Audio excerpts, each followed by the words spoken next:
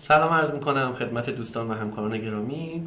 بالاخره پلاگینی که در موردش صحبت کرده بودم آماده شد. پلاگین در واقع کنترل برش چشمی اتصال و ستون قوی تیر ضعیف در قاب‌های خمشی فولادی، هم ویژه هم متوسط، بر اساس آیین‌نامه در واقع مبحث دهم ویرایش 1401 خودمون و AISC 2016. یه تغییراتی در واقع تفاوتایی با هم دارن که من در مورد اونم توضیح خواهم داد. اول سعی می‌کنم یه توضیح خیلی اجمالی بدم در مورد اینکه برنامه چجوری کار میکنه، چجوری ریجسترش بکنید و توضیحات اینجوری، و بعد یه ویدئوی دیگه سعی می‌کنم در مورد اینکه به صورت دقیق حالا محاسباتش رو با هم دیگه تشریح بکنیم صحبت بکنیم. برنامه که باز میکنید در واقع توی فولدر دو تا فایل هست، یکی فایل اصلی برنامه است، یه فایل DLL که شما این فایل DLL ایتابز توی فولدر ایتابز خودتون هم هست ولی باید حتما کنار این باشه. شما این برنامه رو که ران میکنید اول اصلا باید حتما به اینترنت متصل باشید و حالا موقعی که لایسنس دارید یه همچین در واقع اروری میده که نسخه شما تریاله و تا 2 طبقه بیشتر کار نمیکنه، یعنی برای در واقع ساختمان‌های تا 2 طبقه این در واقع به شما جواب میده، بیشتر باشه کار نمیکنه. الان مثلا روی مدلی که من دارم بیشتره که کار نمیکنه. خب بیایم توی منو هلپش، توی اباوتش که ببینید نوشته نسخه تریال شماست، لایسنس هم نداره، هیچی.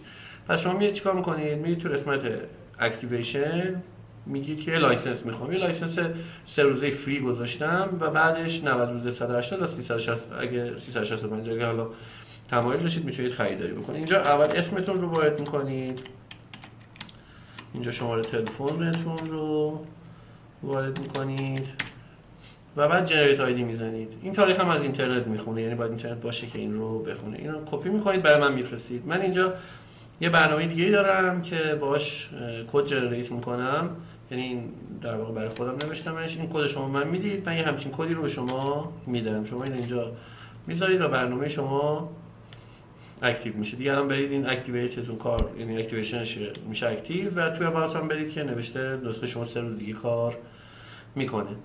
دو تا نکته خیلی مهم. اول اینکه این کاری که الان کردید موقعی که میخواید در واقع لایسنس رو بهش بدید حتما باید برنامه ران از ادمین باشه. چرا؟ چون که در واقع این برنامه حالا من کلا حالا میگه 3 روز بیشتر نداره دیگه با توجه به این داستان. این برنامه که من نوشتم برای اینکه شما هر دفعه نخواهید کد وارد بکنید، میاد توی سی پروگرام فایل در واقع بی اس پلاگین یه فایل تکست اینجا درست میکنه که شما این فایل تکست رو بهتره که یه جا داشته باشیدش. به هر علتی اگر سیستمتون رو ویندوز عوض کردید یا فلان، اگه لایسنس حالا بلند مدت تر داشتید، این رو بذارید همینجا دوباره تو همین فولدر، مسئله حل میشه.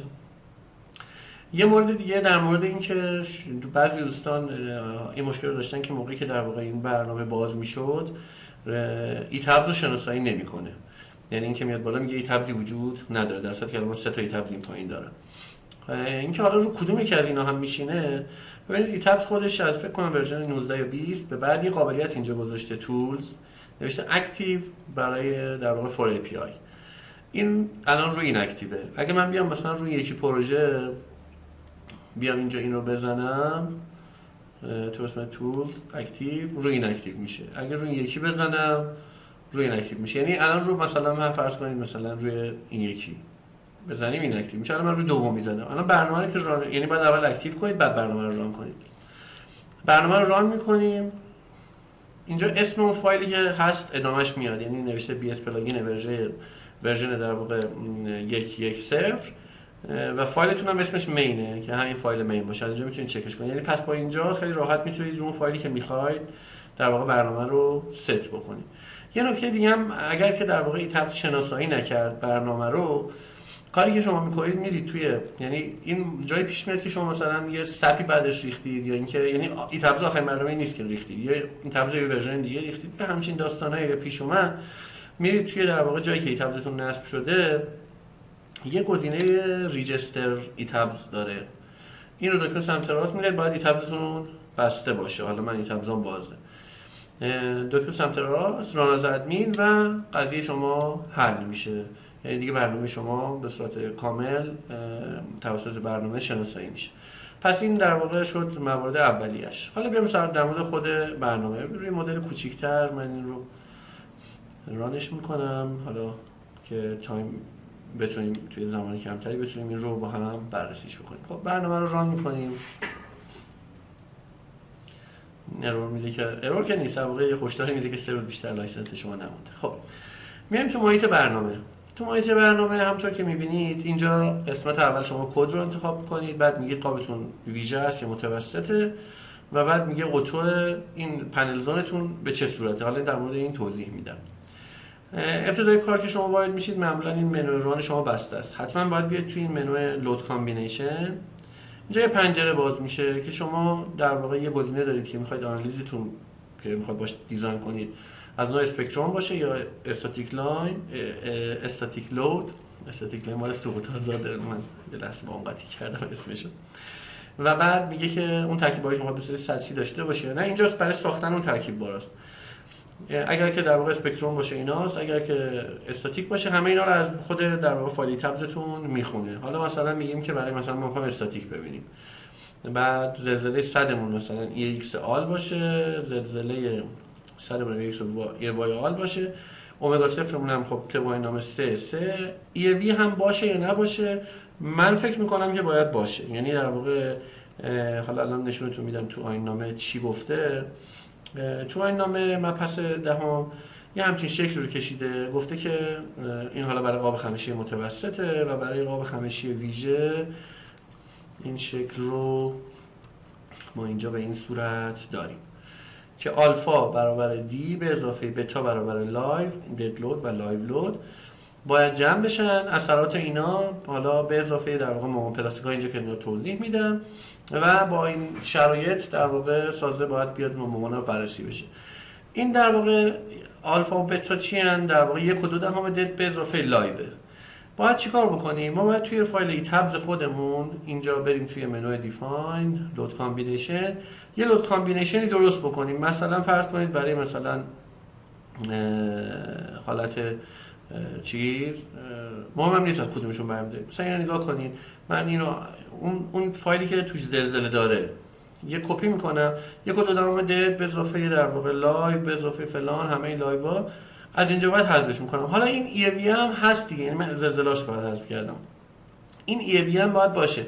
هم میتونید توی این لود کامبینیشن اینجا اینو بذاریدش، یعنی اینو حذف کنید، اسم این فایل رو بذارید 1.2 دد لود به اضافه لایو لود. اگه اسمش این باشه راحت دیتکتش میکنه. اگه نه به هر علتی یه اسم دیگه‌ای براش گذاشتید، مثلا اینجا حالا من مثلا اسمش رو یک کردم، حالا داشتم چک میکردم که این عددا اینجا باشه. این EAV رو از اینجا من حذفش میکنم، میخوام تو خود برنامه بذارمش.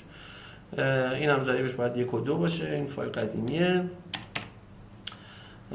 که مثل ددا باشه، اونم لایوم که لایو دیگه. درست شد. خب اینو اوکی میکنیم، اینم اوکی میکنیم. حالا میام تو این برنامه یه بار اینو میبندیم. وقتی لود کامبینیشن ساختیم، تو لود کامبینیشن اینجا اون فایل 1.2 دد به اضافه لایو رو بهش معرفی میکنیم. EAV هم میگیم تو لود کامبینیشن همون باشه، این EAV باشه اینجا. اگر تو این گذاشته بودید دیگه نیاز نیست اینجا بذارید.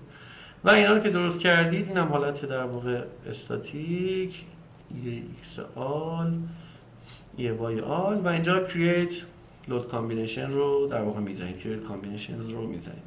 یکم طول میکشه، یه همچین چیزی میاد. چیکار میکنه؟ میاد یه سری لود کامبینیشن برای شما درست میکنه. اینجا اسمشو ببینید هست دیگه، مثلا در واقع اون با ضریب 1 و EAV حالا 100 ها رو دونه دونه گذاشته. 100 در واقع EX مثبت Y 30% منفی، EX منفی Y 30% مثبت، در واقع EX مثبت 30% اون یکی منفی و دوتاش منفی. حالا اینا رو من اینجا گذاشتم به عنوان کرییت کردن. ممکنه یه یوزری بخواد که در واقع خودش لود کامبینیشن های خودش رو به برنامه معرفی بکنه. اینا لود کامبینیشن های در واقع طبیعی بودن و دوباره کرییت کردم و اینا اومگا برابره در جهت Y. الان من مثلا در جهت X دارم این اومگا برابرش رو میبینم 3 و 9 دهم، یا این یکی در واقع در جهت Y شه Y و 9 دهم. پس اینجا این قابلیت وجود داره شما این کارو بکنید، یا اینکه اگه نخواستید به صورت دستی اینا رو از توی اینا حذفش میکنید اصلا، یا اصلا نمیسازیدش، یه چیزی که خودتون دوست دارید مثلا بهش اساین میکنید میاریدش این تو. اوکی. خب که حالا من این کار رو نمیکنم. پس اینا باشه. پس اینجا این کارو باید بکنید، این تنظیمات رو بکنید. این نباید خالی باشه، اینم اگر که تیکش خورده نباید خالی باشه. اینجا اگه یس باشه تو این ترکیب بارا میسازه، اگه نوش کنید تو اون لود کامبینیشن ها دیگه اون 100 رو نمیسازه، همون 100 رو فقط میسازه. پس اینا بس. خب میایم تو این صفحه. یه گزینه دیگه هم اینجا داریم که در مورد در واقع کالم شیر ستونه که برش ستون طبقه بالا رو که تو محاسبات برش چشم اتصال از برش چشم کم میکنه بر چه اساس باشه. حالا من این رو هم با مهندس آقازاده خیلی صحبت کردم، هم با دوستان دیگه.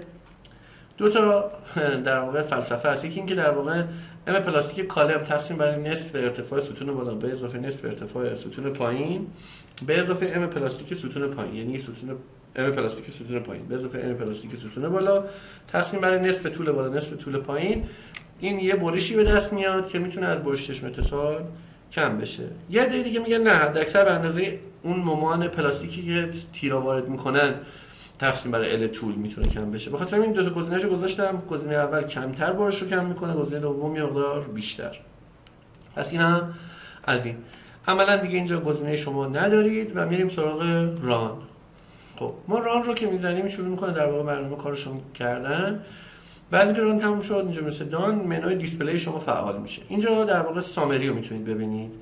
تو منوی سامری تمام ستون‌های پروژه شما رو میاد بررسی میکنه و به شما برش چشم اتصال در راستای 2 در راستای 3 و نسبت بیم به کالم رو در راستای 2 و 3. برای طبقه آخریا نیازی نیست، چون طبقه نامه نیازی نیست این کار بشه و برای طبقات دیگه این کار رو برای شما انجام میده. حالا به هر علتی شما یه ستون اینجا دارید میبینید ضعیفه، میتونید همینجا روش دبل کلیک بکنید، یه پنجره باز میشه، مقطعش رو عوض کنید و محاسبات مجدد انجام میشه برای این و اصلاحش میکنه. حالا نخواستید اینجا میرید چنج رو میزنید ریست دیزاین، دوباره این در واقع برمیگرده به حالت قبلش.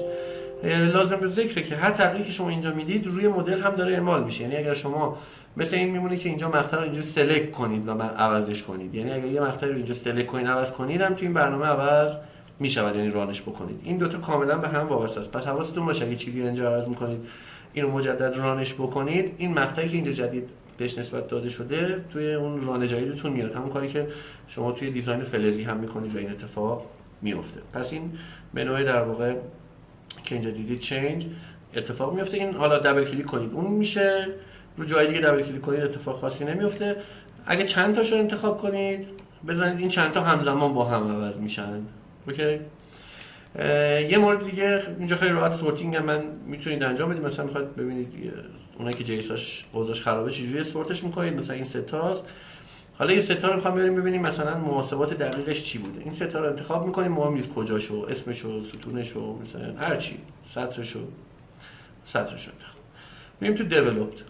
اینجا این شو رو که میزنید محاسبات این رو به صورت کامل برای شما میاره. یعنی چی؟ من بخوام به صورت مشخص یه ستون مشخص رو اینجا انتخاب میکنم براتون توضیح میدم. یه نکته دیگه مهمه توی این قضیه که هست، اگر به هر علتی شما پروژه خیلی بزرگی دارید و نمیخواید کلش رو این زمان انجام بشه، میتونید مثل ایتاب چند تا دونه ستون مشخص رو انتخاب بکنید و همونها رو فقط ران بکنید. این خیلی سریعتر انجام میشه و تموم میشه. حالا من میخوام مثلا یه ستونی رو به صورت مشخص این ستون رو بیام بررسیش بکنیم. اینو میزنم ران. حالا چون کلش ران کرده بودم هنوز هست توش، اینو میتونم انتخاب بکنم یا نه بزنم ران، فرقی نمیکنه. برای یه ستون خیلی سریع، برای همش هم کلا سریع، ولی خب اینجوری خیلی سریع تو پروژه خیلی بزرگ خودشون نشون میده. من اینجا این انتخاب میکنم، توی تیبل میزنم دیولپد.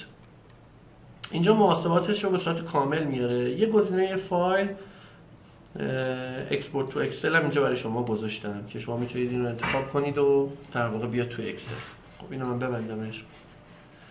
خب همونطور که میبینید توی اکسل یه جدول کاملی ما اینجا داریم که حالا اینا چیا هستن. من اینو یه کمی کوچیکش بکنم بذارمش کنار اینجا، این دوتا رو بتونیم با هم دیگه ببینیم. خب این ستون رو من داشتم بررسی میکردم دیگه، روش بزنیم. ستون یونیک نیمش 10 34 طبقه 1. ستون 34 طبقه 1 یونیک نیمش هم 10. خب بریم روی پلان، از روی پلان ببینیمش. خب این ستون ماست.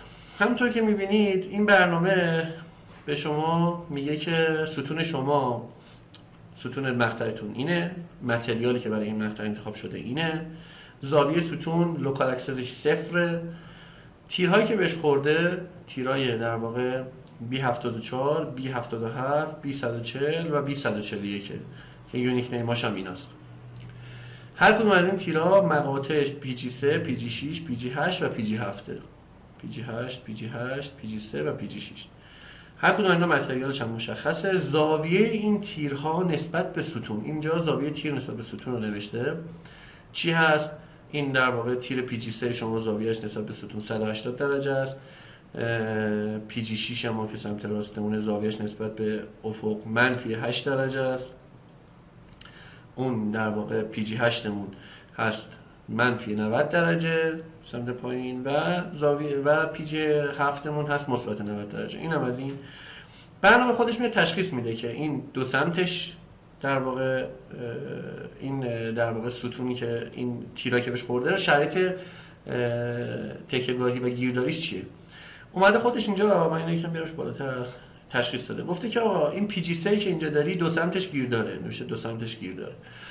این PG8 کنتلیوره در واقع کنسوله. PG7 هم همینطور کنتلیوره اینجا میبینید به صورت در واقع کنسولیه و PG6 شما یه سرش گیر داره یه سرش پینه. اتصالش چیه؟ بای دیفالت WF W میگیره. حالا اینم بهتون میگم که چجوری میتونیم تغییر بدیم. طول تیر رو حساب کرده، در واقع طول تیر منهای در واقع این انلس آفست ها که باید انلس آفست ها اگه اساین کنید خودش اینو کم میکنه. توی WFW SH 0 اون ورش هم میشه 0. LH اون ورم دوباره در واقع همینطور حساب میکنه. خدمت شما که عرض بکنم و CPR رو این LH ببخشید L کل CH یه سمت رو حساب کردیم اینجا، CH اون یکی SH اون یکی سمت هم حساب میکنه، دو سمتش 0. LH اصلی میشه طول این منهای این دوتا. CPR رو در واقع در نظر میگیره که 1.4 دامه، حالا برای اتصالات نوعی دیگه هست 1.2 دهم که حالا اونم طبق فرمول آیندامه حساب میکنه، شاید بر اساس متریال طبق متریالی که ما داریم معمولا 1.2 میشه. اینجا اگه نگاه کنید اون سرش که پینه CPR اون ورش گرفته 0. بعد میاد زدبی مقطع رو میخونه RY و نمیدونم گراویتی لود رو از اون 1.2 دد به اضافه لایوی که اولش معرفی کردیم میاد برش این ور اون ورش رو میخونه جمع میکنه بر طول تقسیم میکنه و به صورت یک بار گسترده شبیه این شکلی که هست در نظر میگیره و با مقدار در واقع این اومگای اینجا که همین هست آلفا دد به اضافه بتا لایو یعنی 1.2 دد به اضافه لایو رو اینجا برای شما در واقع حساب میکنه و بعد میاد. حالا دیگه وارد جزئیات ریز این محاسبات نمیشم، اینو مفصل باید توضیح بدم، الان میخوام خیلی مختصر و مفید بگم. و بعد میاد پارامترهای مختلف رو حساب میکنه، اون ته به شما اون عدد رو میده. خب حالا فعلا اینو تا همه حدش رو داشته باشید چون ویدیو طولانی میشه، این معرفی اولی است. بیایم سراغ یه گزینه دیگه، من چرا بستمش اینو. بیایم سراغ یه گزینه دیگه توی همین فایل، ازش میاد بیرون، دوباره باید ران کنید دیگه. اینو رانش کنم برای کل پروژه داره ران میشه. یه گزینه دیگه من اینجا گذاشتم بیم ریزالت. این چی رو چک میکنه؟ نسبت در واقع برشی که به اون تیر داره وارد میشه به برش در واقع قابل تحملش از کجا. ببینید ما اینجا توی در واقع مبحث دهم مقررات ملی یه بندی داریم اینجا میگه مقاومت مورد نیاز تیر رو باید شما چک بکنید که هست 2 تا به پی آر تقسیم بر در واقع اون طولی که این وسط میمونه این و مسئله مهمش حالا اون آلفاش چیه، آلفاش هم مال LRFT یا ESTه و به اضافه نوشته اثرات مربوط به نیروهای در واقع ثقلی که اینجا باید توش در نظر گرفته بشه که با اثر برش نشه نیروهای زلزله محدود به فلان، تعادل استاتیکی با ثقلی و نیروهای زلزله در واقع VECL که همین ممانع پلاستیک و اینا باشه که میگم در مورد مفصل توضیح میدم. پس این کنترل هم اینجا برای شما انجام میده، میگه تیر شما در حالتهای مختلفی که هست هر تیری با توجه به دهنش این وی پلاستیکش یه عددی در میاد و میاد این رو وی یو هایی که در اومده با وی انش چک میکنه، وی یو تقسیم بر فی وی ان به شما ریشیو میده.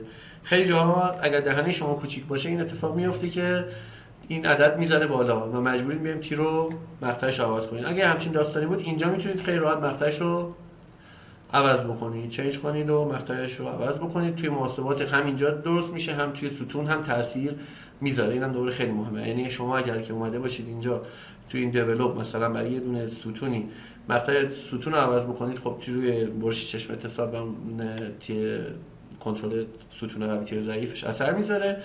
و اگر مقطع تیرهایی که بهش خورده هم عوض بکنید، اینجا اینا رو میتونید عوض کنید، خیلی راحت میتونید چنج کنید.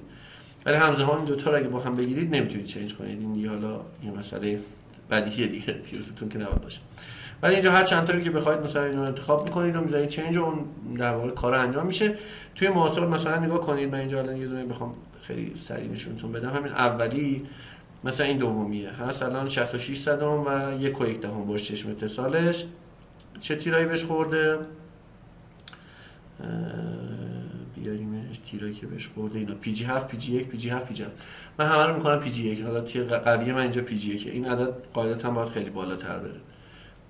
اینجا ران میکنه، دوباره مجدد اینو باز میکنه. حالا این عدد رو نگاه کنیم میبینید شد 1.29. ها این رنگ قرمز و اینا هم یه توضیح بدم، اینقدر هیت دارم تون فقط میخوام بگم که تایم زیادی نبره. تو منو آوتپوت کالر آوتپوت شما اینجا میتونید این بازه ها رو براش تعریف کنید. من گذاشتم 1 تا 1.05 نارنجی خیلی ملیحی بشه که حالا مثلا اوکیه. 1.05 تا 1.2 از قرمز کم رنگ تا قرمز پررنگ و از 1.2 به بعد میره به سمت تیره شدن دیگه. از اونجا بعد دیگه همشون تیره هست. ریست دیفالت هم بزنید همین عددهای ابتداییش میاد. اینجا که دیگه گزینه‌ای نیست.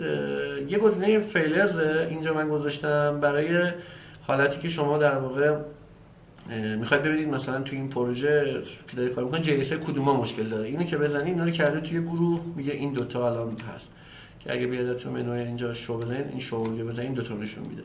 یا مثلا میتونید بیاد بگید که خب نه حالا دیسپلی کن برای من مثلا چیز سلکت کن اونایی که بیم کاله بهشون جواب نداده، که حالا تو این پروژه ما چون در واقع فکر کنم بیم کاله ماش همش جواب میداد، یه دونه جواب نمیده، پس اینجا سلکتش کرده قاعدتا فعله بیم کاله اینجا بزنیم. نه سلکتش نکرده. من یه بار اینو ران کنم فیلر بیم کاله یه دونه انتخاب کرد چون تغییر داده بودیم. یه بار دیگه باید ران بشه که روی این در واقع اعمال بشه برای پیدا کردنش. تو نتایجش درست نشون میده ها، ولی برای اینکه اینو پیدا بکنه توی اون در واقع گروه بره از اینجا این رو انتخاب میکنه، میگه این یه دونه ستونه بیم کالمش جواب نداده. اگه جی اس هم وجود داشته باشه بیم شیر که اینجا هیچ الان وجود نداره، نشون شما میده. خب پس این منوها رو همه رو با هم بررسی کردیم. میمونه منوی دیفاین. منوی دیفاین چیه؟ نکنید ما موقعی که میریم تو منوی دیفاین یک قسمت کانکشن تایپ داره، تمام مقاطع آی شکل شما رو اینجا میاره. شما میتونید بای دیفالت مقطع شما WFW یعنی طبق آیین نامه مقطع شما میاد طبق آیین نامه طبق دیفالت برنامه WFW، ولی شما ممکنه از اتصالات دیگه استفاده بکنید، نمیدونم فلنجی، نمیدونم BFP یا هر چی، یا کله گاوی حتی. توی اونها خب همونطور که میدونید این برش چشم اتصال این در واقع SH مون جلوتره، مثلا اینجاست. طولش چقدر اینا رو خودتون باید حساب بکنید، عددش رو به دست بیارید، بعد بیاید اینجا اعمال کنید. مثلا میگیم که آقا PGA که من WFW نیست، یه مدل دیگه است. خب میگه آره یه مدل دیگه است، چقدر طول مثلا چیزش SHش حالا بستگی داره، توی اتصالی دیه، توی اتصالی به اندازه طول اون ورقه است، توی اتصالی به اندازه اونا دیگه باید برید توی پیش تایید شده ها نگاه بکنید.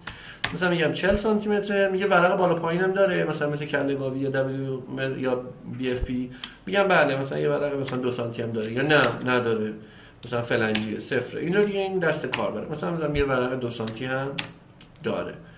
اوکی، پس این اوکیش میکنیم، مادر چنج شد. اوکی، حالا اینه که دوباره رانش بخوام مدل شما وقتی که در واقع نمیذارید خودش قفل مدل رو باز میکنه، مجبورید یه بار دیگه ران کنید چون توی سکشن ها دیگه نمیتونید تغییری بدید. این تغییری هم که من میدم توی مشخصات سکشن مینویسمش که در واقع بمونه تو فایلتون. اگر یه وقتی حالا به هر علتی خواستید ببینید کجاست، این توی در واقع منوی دیفاین که هست، توی منوی دیفاین من اینو مثلا چیز خارج کنم، تو منوی دیفاین سکشن اینجا مثلا PG1 یه قسمت نوت داره که هیچ چی توش نمی‌نویسه، من اینجا نوشتمشون دیگه. SH 40 سانته، TP هم 2 سانته. خب حالا خب بعد از اینکه از اونجا اومدیم بیرون مجدد این ران رو باید بزنیم یعنی بعد از که رانمون تکمیل شد و در واقع میریم تو منوی دیسپلی شو سامری. الان همونطور که می‌بینید عددش بزرگترم شد. میریم تو دیولپ، در این به خاطر اینکه تیرش رو عوض کرده بودیم اینجوری شد. حالا تو اینجا من اینو می‌ریزمش توی فایل اکسل که بتونیم راحت‌تر ببینیمش. خب ببینید اینجا چه اتفاقی افتاده. اون داستانا حالا همه رو کردیم پی جی 1 اینا رو باید درستش کنیم. مدل خراب کردم در واقع دیگه. اونجا قبلا می نوشته بود که شرایطش حالا شرایط تکیه‌گاهی مثلا تیر C13 ستون C13 که یونیک نیم چارمه 4 و طبقه 2. شرایطش دو سمتش گیر داره، چند تاش یکیش کانتلیوره در واقع به صورت کنسولیه. کانکشن تایپش شد آدر، کانکشن تایپش شد آدر یعنی دیگه WFW نیست، پس SH داره. LHش اونجا اومدیم حساب کردیم 795 منهای 40 منهای 40 شده. این CPR رو حساب کرده 1 و 2 ZB حساب کرده و حالا اون پارامترهای بعدی که گفتم خدمتتون. خب چون احتمالاً ستون طبقه دومه در واقع تاپ کالمه این پارامترها رو هم نداره. خب یه مورد آخر من اینجا خدمتتون عرض کنم. شما اینجا اگر اینو IMFش بکنید و رانش بکنید میاد بر اساس در واقع مبحث دهم خودمون. تو مبحث دهم ما این دیاگرامی که اینجا کشیده رو برای قاب خمشی متوسطم کشیدتش و گفته چی؟ گفته که به جای CPRش بیاید عدد 1.1 رو بذارید 1.1. ولی توی آیین‌نامه امریکا ما این رو در واقع نداریمش. توی آیین‌نامه امریکا توی در واقع چپتر ای AIC در واقع 340 که مال سال 2016 ما موقعی که میایم توی اینترمدییت در واقع مومنت فریم ها اینجا در مورد پنل زونش که داره صحبت میکنه میگه که there are no additional panel zone requirement، چیز خاصی نیاز نداره، فقط همون که به صورت نرمال باید چکش میکردیم. پس تفاوت این دوتا تو این الان من اینجا نشون شما بدم تو سامری که میزنیم میبینید یه سری اینا قرمزه. من الان آیین‌نامه این رو بیام بکنم 2016 رانش کنم همشون احتمالاً گل و بلبل میشن. بله چون در واقع اینا بر اساس ظرفیت نیست، بر اساس نیروی موجوده. و گزینه آخر چیه؟ اتو گذاشتم. ما توی در واقع مبحث دهم خودمون و توی AC هم همینطوره. برای در واقع کنترل برش چشم اتصال و ستون قوی تیر ضعیف دو تا پارامتر اینجا داریم. این فرمول در واقع مال کنترل ستون قوی تیر ضعیفه و یه دونه دیگه داریم برای کنترل برش چشم اتصال. اینجا این نامه دو تا حالت داده. گفته اگر که در واقع پنل زون رو مدل کردید، حالا اینجوری در واقع تفسیر کردن دوستان، من با مهندس آزاده صحبت می‌کردم چون ما غیر الاستیک که نمیتونیم ببینیم. اگر که اثر پنل زون رو توی در واقع مدلتون دیده باشید از این باید استفاده بکنید، یعنی میتونید استفاده کنید. اگه ندیده باشید اینجا من اگر اینجا حالتی که میبینید اتو خودش میفهمه. حالا میگم چه جوری. اینجا اگه یس بذارید میره از این فرمولا استفاده میکنه، اگه نو بذارید میره از این فرمولا استفاده میکنه.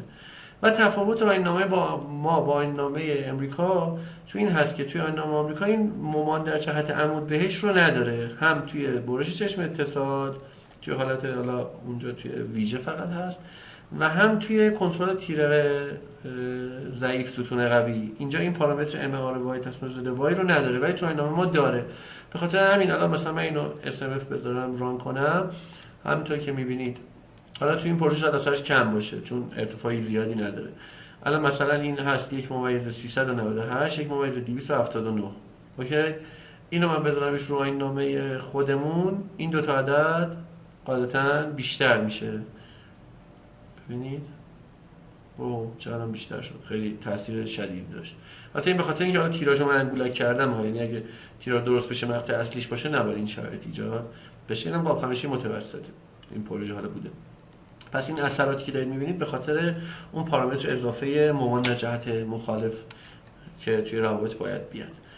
خب مورد آخری که فراموش کردم بگم دیگه، خیلی من خیلی سعی می‌کنم مختصر مفید بگم ولی خیلی طولانی میشه.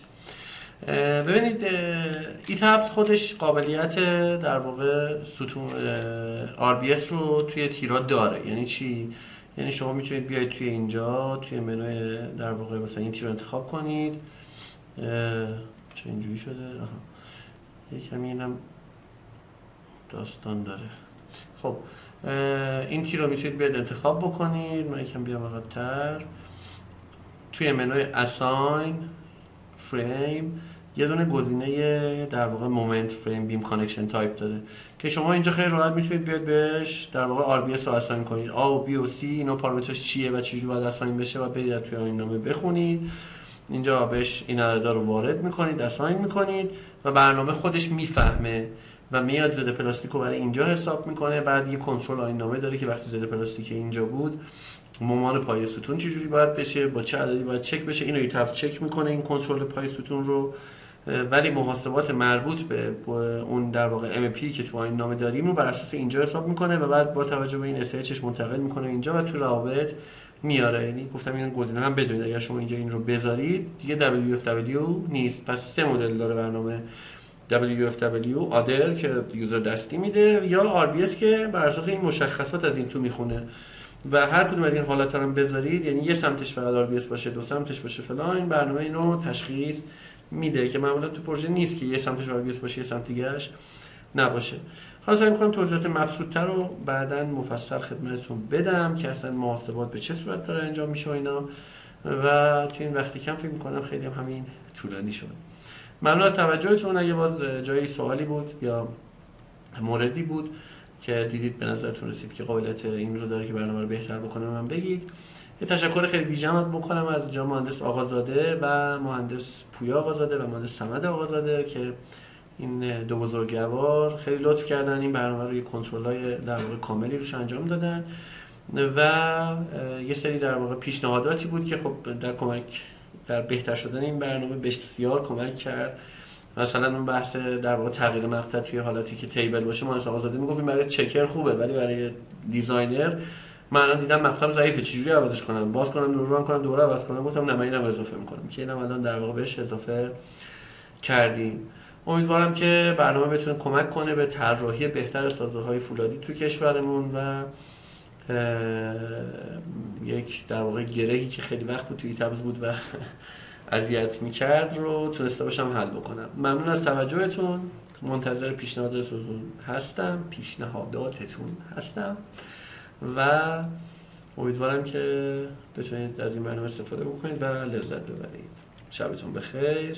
خدا نگهدار.